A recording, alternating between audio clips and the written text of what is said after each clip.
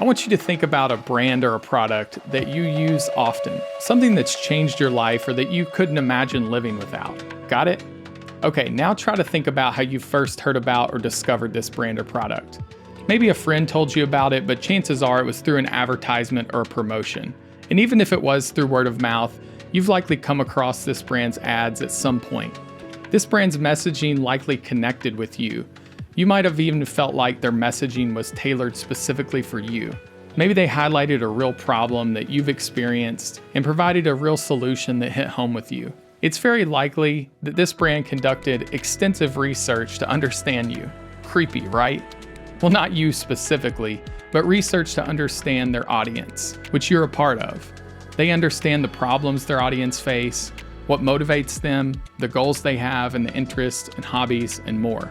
Your audience is at the heart and soul of your podcast, and getting to know them better will guide your content creation, engagement strategies, and overall success of your show. So let's dive in and unlock one of the most underutilized tools that you can leverage to ensure the success of your show. In the last lesson, I had you do some research by finding a couple of other shows that are in the same category as your future show. Ideally, you found a couple shows that already appeal to a similar audience. Another great way that you can perform this exercise is search Google or YouTube. Simply search for your topic and add the term podcast to the end of that search.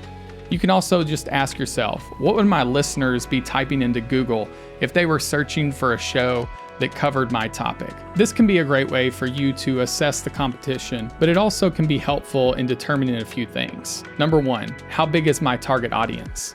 The amount of content on a particular topic can often be a good indicator that there's a large audience or interest. If there's not a lot of content available, don't automatically assume that the audience is small.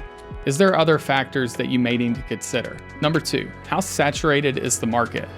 What other shows or podcasts are performing the best in this space? How long ago was this content published? Just because a topic was popular or trending a couple years back doesn't mean that there's still a big demand. However, if you find outdated content, this could present a great opportunity for a topic that you may want to cover in an updated or refreshed way. Number three, how will my podcast bring value to this market? What unique angles or perspectives have not been covered?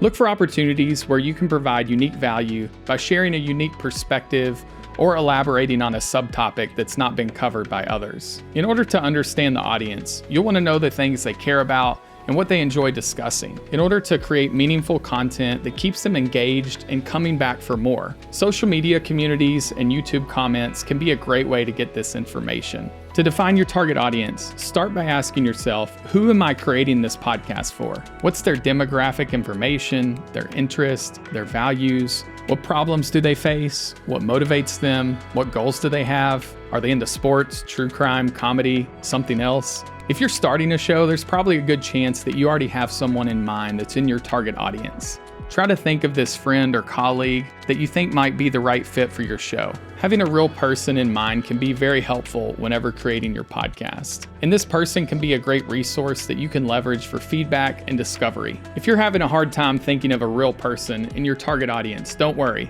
In this next exercise, I'm going to help you create a fictional but accurate representation of an ideal listener within your target audience. Creating an ideal listener persona can really help you empathize with your audience, tailor content to their specific needs, and create episodes that resonate deeply with them. This next exercise will require that you use your imagination in order to personify someone in your target audience. If you already have a real person in mind, this exercise won't require much use of your imagination. But don't skip over it because it will help you better understand this person and learn more about your target audience. So first, I want you to take some time to think about your target audience.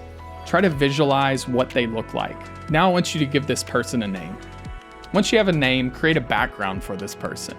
It could include things like where they've worked, education, family, interest, hobbies, or more. I want you to identify a challenge or a problem that they're currently facing, and identify a goal or an outcome that they may have that's associated with the problem or challenge that they're facing. Once you have this information, I want you to write a short paragraph that introduces this person and includes the following: brief background, biggest challenge they're currently facing, and the goals they have or the ideal outcome. As you build your audience and engage them, real listeners will replace this fictional persona that you've created. However, even before you have a real audience, there's some great ways that you can verify the assumptions that you've made are correct. The final step is to go out and find someone that closely resembles your ideal listener profile. Once you find someone, try to meet and talk with them if possible. You can offer to buy them a coffee or meet them virtually if needed. Chances are they share similar interests to you, so this will be a mutually beneficial conversation. This will require some time and effort, but I guarantee you that it will provide you with valuable insights that far surpass the price of a cup of coffee. I know that audience research can often feel like a fluffy topic, and if you're not careful, you can end up spending way too much time and still feel like you've not done enough here. So for this reason, I suggest you time block this initial research and move on. We'll cover ongoing user feedback in a future lesson. So for now, here are a few tips that can help you prevent spending too much time here. I suggest you spend no more than 2 hours on this initial user research. Number 2, try talking to or engaging 5 people in your target audience. Make one of these a conversation and engage the others by asking 1 or 2 questions via email or social media if possible. Number 3, join relevant online communities and forums related to your podcast niche. Participate in discussions, answer questions, and interact with community members. Number 4, use social media to engage your audience. You can post questions or a survey on your social platform, ask for feedback, and encourage discussions around podcast topics. If you have access to an email list, you can send out a survey with questions that can help you identify needs, interests, problems, and can give you a better understanding of your market. Number 6, find people who actually have an interest in your podcast. You can locate them, ask questions, ask them what would make it impossible for them to listen to your podcast. You might even be able to find a local meetup or an event with relevant communities. Listening to and engaging with your audience not only strengthens the connection with them, but will also provide you with valuable feedback that can help shape your future podcast episodes. In closing, I want you to think about where your listeners will be whenever they first come to your podcast, and where you hope they'll be after they've listened for 1 to 2 months. How will you make their life better and bring real value to them? The value you bring to your listeners will be what sets your show apart and allows you to grow and retain your audience. Remember, building a strong connection with your audience is key to the success of your podcast. By understanding your listeners' needs, preferences, and behaviors, you can create meaningful content that keeps them engaged and coming back for more.